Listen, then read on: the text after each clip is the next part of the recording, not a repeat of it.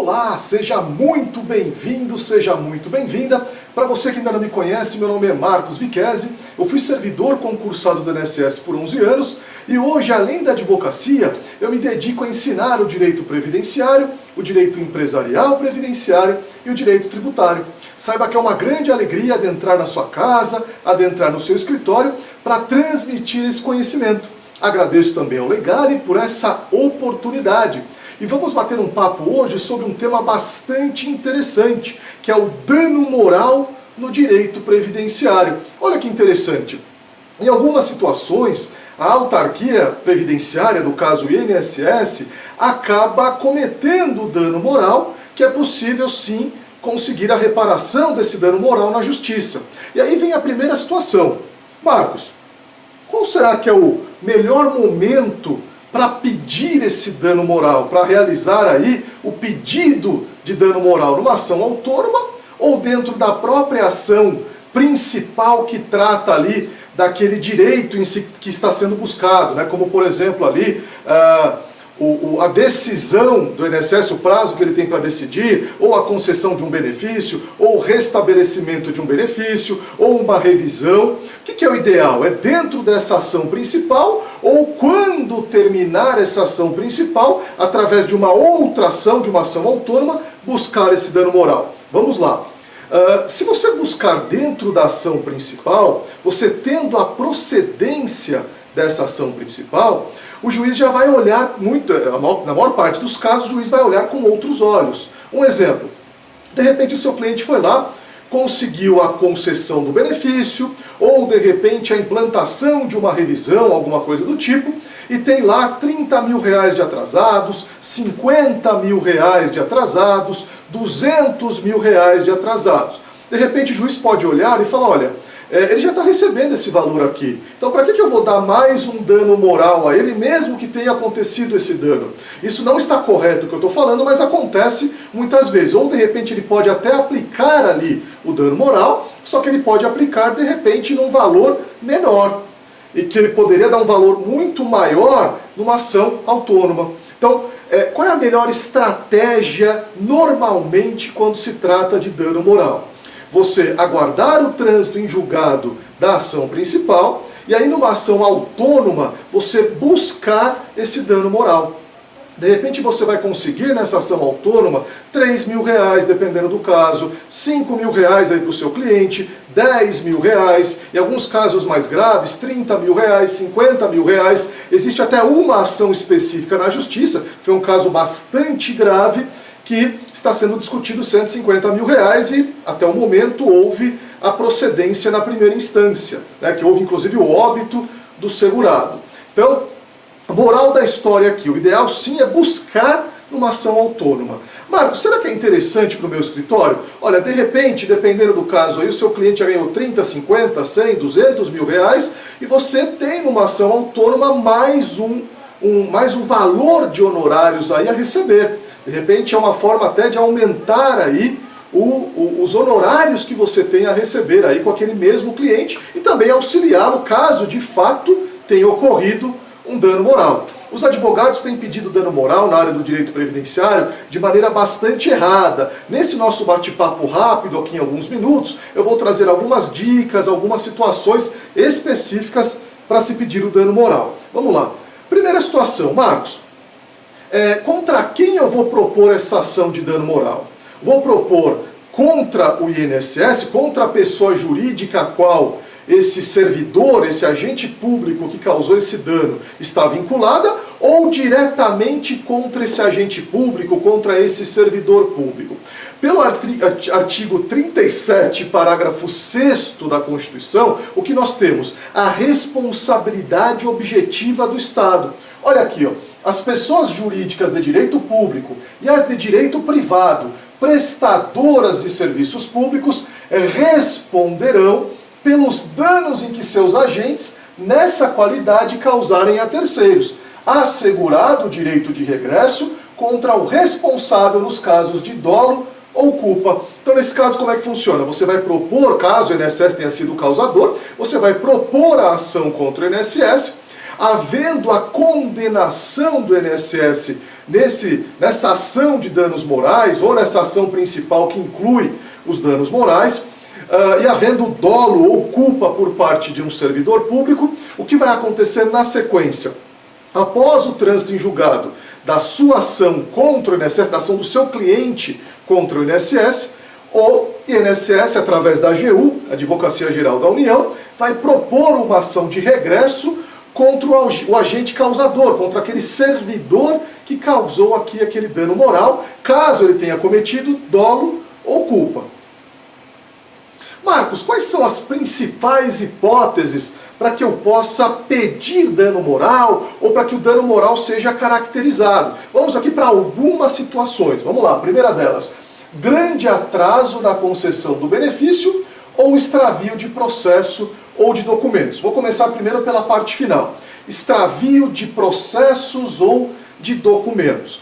Principalmente quando nós tínhamos os processos físicos perante o INSS, os requerimentos feitos diretamente na agência da Previdência, o que é cada vez mais incomum, nós tínhamos o quê? Em uma quantidade significativa de casos, havia, por exemplo, um extravio de documentos, ou o próprio processo se perdia de alguma forma.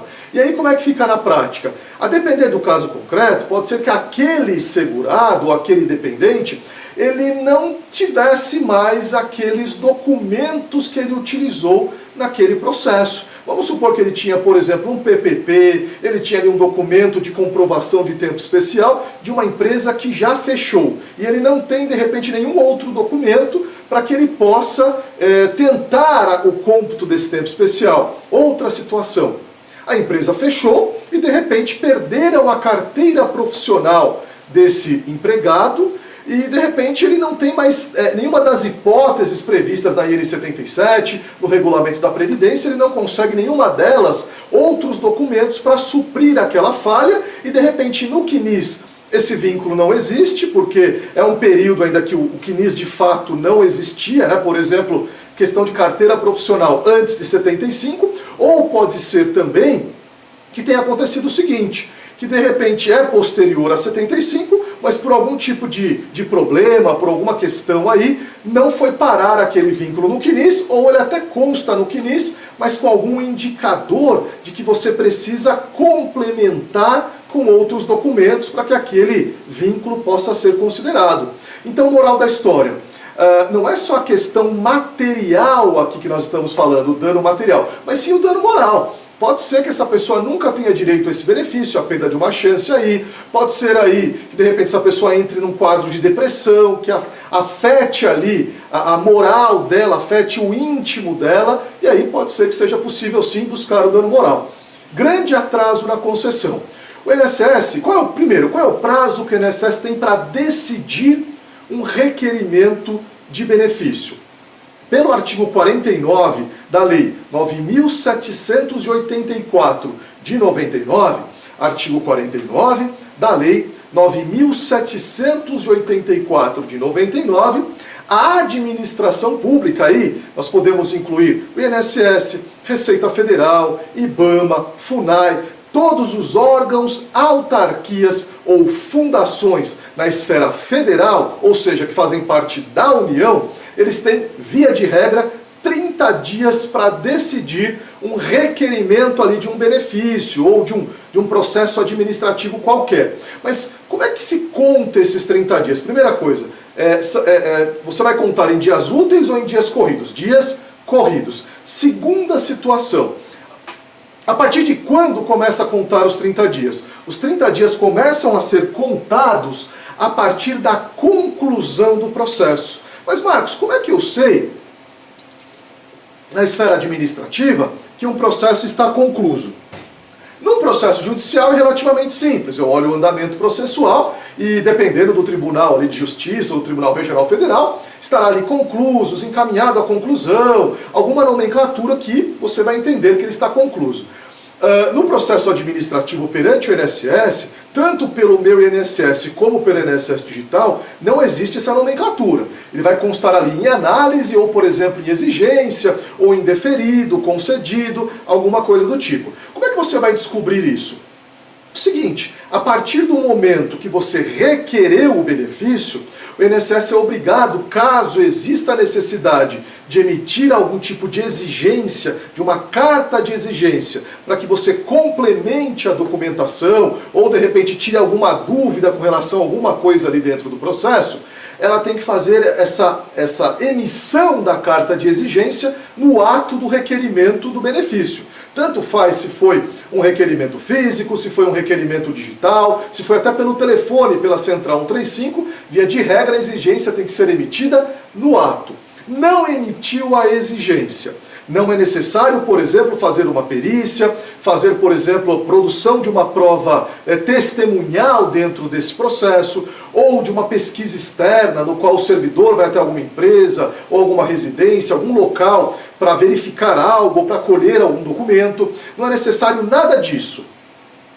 A partir do momento, então, que você requereu, se não for necessário nada disso e não for emitida uma carta de exigência, você começa a contar os 30 dias. Caso tenha sido emitida uma exigência, do momento que você cumpriu essa exigência, se não for emitida uma nova exigência, conta-se os 30 dias. Marcos, o meu processo ele precisa de perícia médica, ele precisa, por exemplo, é um requerimento de um auxílio por incapacidade temporária, o antigo auxílio-doença. Nesse caso é necessário sim realizar uma perícia médica. Então, eu só começo a contar os 30 dias a partir do momento que essa perícia for realizada. Ou Marcos, trata-se de um requerimento de tempo rural, em que eu elenquei testemunhas, por exemplo, só após essas testemunhas serem ouvidas, que eu começo a contar o prazo de 30 dias, ou seja, que houve a conclusão, não tem mais nada de prova a ser produzido, a partir desse momento conta-se os 30 dias.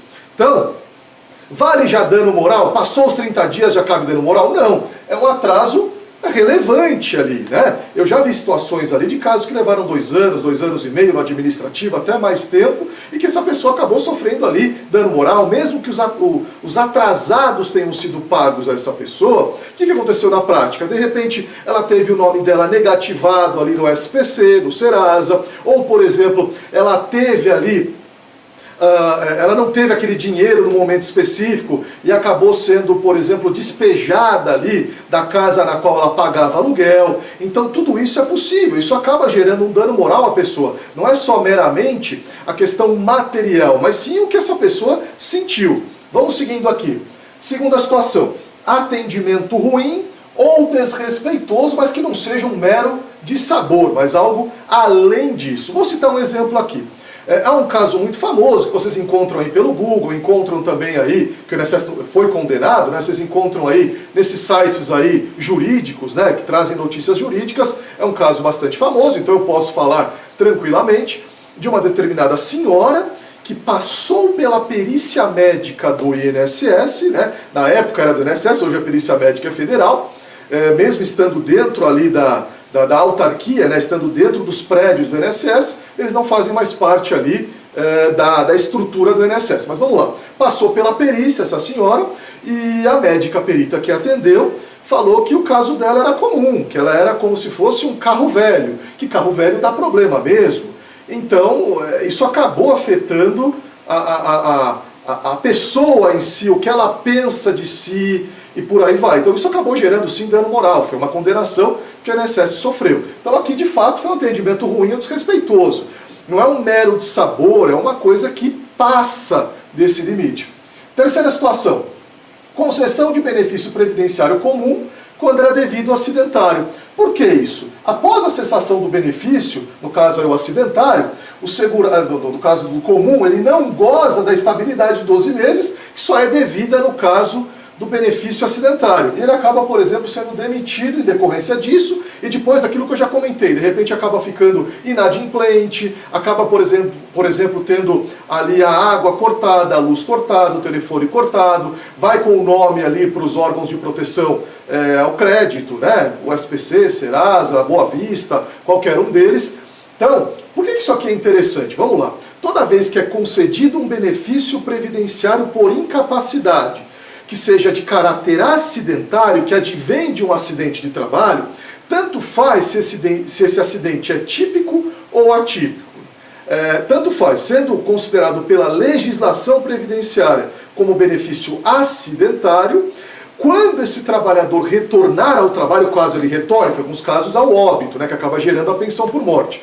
Em alguns casos acaba havendo ali a antiga aposentadoria por invalidez, hoje chamada de aposentadoria por incapacidade permanente, e pode ser que esse segurado nunca retorne ao trabalho. Mas vamos supor que ele retorne. Foi concedido aí um antigo auxílio-doença, hoje auxílio por incapacidade temporária, ele ficou de repente alguns meses ali em gozo desse benefício, retornou ao trabalho. Ele tem automaticamente, por lei, 12 meses de estabilidade, do qual ele não pode ser demitido, salvo por justa causa.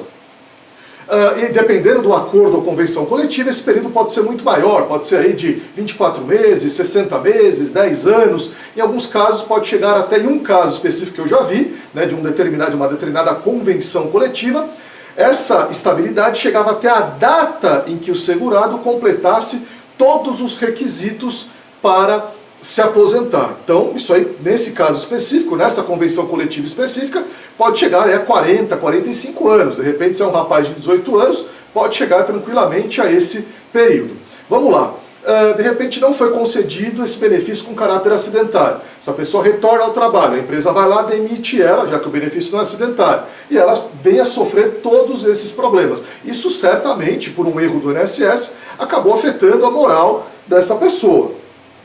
Outras situações, vamos lá. Erros graves que fazem com que o segurado receba significativamente menos do que lhe era devido. Pode ser que tenha havido a concessão do benefício, porém com valor muito menor do que era devido. E de repente aquele segurado ele entregou todos os documentos em que era necessário. O INSS ele tem o dever, artigo 687, da Instrução Normativa 77 do próprio INSS. Artigo 687 da Instrução Normativa 77 do próprio INSS. O INSS tem o dever, não é uma faculdade, é obrigatório, é um dever. Ele tem o dever de conceder o melhor benefício a que o segurado fizer jus. Então, aquele segurado apresentou toda a documentação ou deu para o INSS condições de que ele entendesse que o segurado teria direito a um benefício melhor, mesmo pedindo documentos através de uma carta de exigência, não foi pedida essa documentação ou não foi concedido o benefício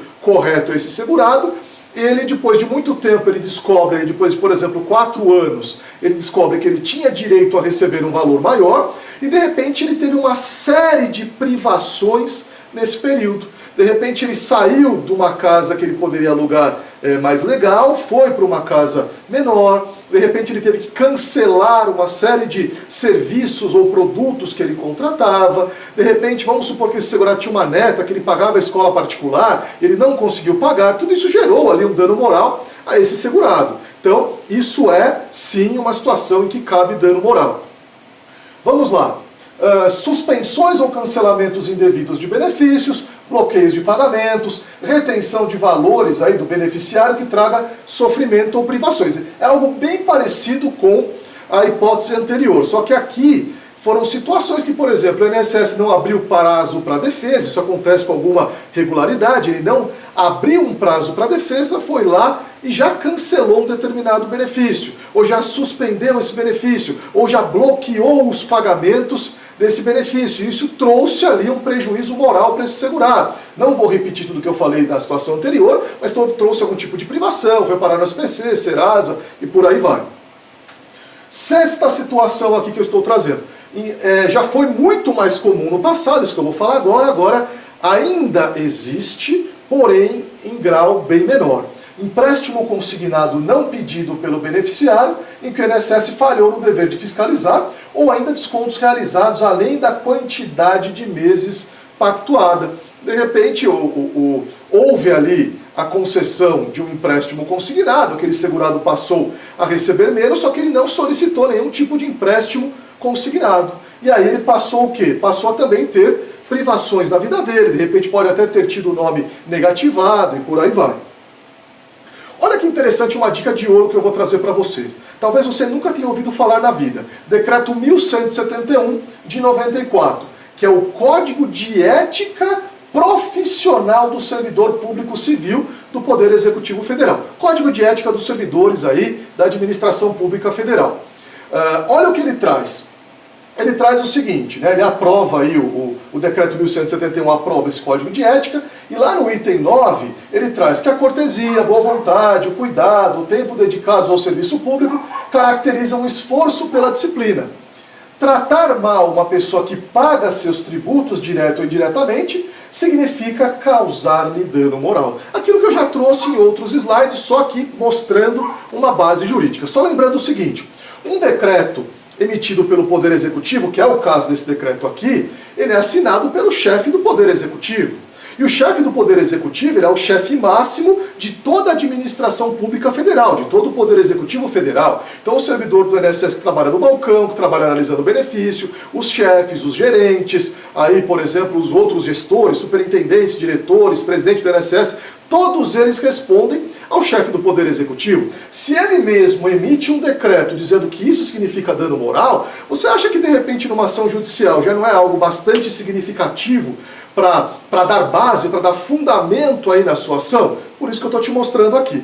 Vamos seguindo. Lá no item 10, ele prevê o seguinte: ao deixar o servidor público, qualquer pessoa à espera de solução que compete ao setor em que exerça suas funções, permitindo a formação de longas filas. Antes de eu continuar aqui, o INSS teve durante muito tempo filas físicas muito grandes. Hoje é cada vez mais incomum, cada vez mais difícil você encontrar uma fila física dentro do INSS. Porém, o INSS de tempos em tempos, e no momento inclusive que eu estou gravando essa aula aqui, o INSS está com um problema grave aí na fila virtual do INSS. Então, eu já comentei em situações anteriores que o prazo aí após a conclusão do benefício é de 30 dias para decidir, e a decisão pode ser tanto a concessão como o indeferimento. Ele tem que decidir em 30 dias. Então, as filas hoje, elas são virtuais. Então, isso aqui também cabe a aplicação desse artigo aqui, como esse código de ética não fez nenhuma ressalva se a fila deveria ser física ou virtual. Aqui tem muitas pessoas que estão na fila para análise de benefícios, na fila para realização de perícias, e por aí vai. Vamos lá. Ou qualquer outra espécie de atraso na prestação do serviço não caracteriza apenas atitude contra a ética ou ato de desumanidade, mas principalmente, coloquei em vermelho aqui, olha a palavra que é utilizada aqui, ó, grave dano moral aos usuários dos serviços públicos. Mais uma vez, eu trago aí, estou trazendo a base de tudo que eu trouxe anteriormente. Lembrando que aqui é um ato do chefe do Poder Executivo. Então, ou seja, é uma norma bastante pesada, bastante importante para você utilizar ali para dar base às suas ações judiciais. Mais uma situação, ó, lá no item 14, eu estou trazendo aqui itens porque esse código ele não tem artigos. Artigo 1º, artigo 2º, artigo 3º, ele é dividido aí em itens, né? Nesse item 14, são deveres fundamentais do servidor público, aqui ele fala uma série de situações, ó, agir com rapidez, perfeição, rendimento, prioritariamente resolver situações procrastinatórias, principalmente diante de filas e por aí vai, com fim de evitar dano moral ao usuário. Então, se ele não age de maneira rápida, se ele não age de maneira perfeita, se ele não age de maneira a dar rendimento ao trabalho dele, se ele, por exemplo, dá situações ali para que haja procrastinação, formação de filas e por aí vai, ele está assim causando dano moral. Item G, ser cortês, ser urbano, ser disponível, atento, respeitando a capacidade e as limitações individuais de todos os usuários do serviço público, sem qualquer espécie de preconceito ou distinção de raça, sexo, nacionalidade, cor, idade, religião, cunho político e posição social, abstendo-se dessa forma de causar-lhe dano moral. Então toda vez que que o agente público em geral age de maneira a promover o preconceito, ou seja, ele age de maneira preconceituosa, ou ele não é urbano, cortês, disponível, atento, ele age sim com dano moral. Sempre lembrando aquilo que eu já trouxe logo no início, o dano moral, para que ele seja caracterizado, tem que ser uma coisa grave, não é um mero dissabor, um mero bate-boca ali de qualquer jeito, por uma senha que de repente passou ali, bem rapidamente, não é esse tipo de coisa. É uma situação já mais grave. Isso tem sido a posição dos tribunais. E para a gente finalizar aqui, mais uma situação do Código de Ética. No item 15, é vedado ao servidor público usar de artifícios para procrastinar ou dificultar o exercício regular do direito por qualquer pessoa, causando-lhe dano moral ou material. Só ressaltando aqui, não vou ficar repetindo, causar atrasos significativos e por aí vai, obviamente, causa dano moral. Mais uma vez, muito obrigado, para mim é uma grande felicidade ter ministrado essa aula a você, ter adentrado aí na sua casa, no seu escritório. Agradeço também ao Legale pela oportunidade. Deixo aqui a minha rede social, @MarcosViquez, para você seguir no Instagram. E faz o seguinte, se você gostou da aula, tira um print aí do seu celular, ou tira uma foto se estiver assistindo pelo computador, entra aí no Instagram, vai lá e me marca o meu perfil, marca o perfil do Legale, e aí eu vou ter certeza absoluta que você gostou dessa aula. Mais uma vez, muito obrigado, espero encontrar vocês em outras oportunidades.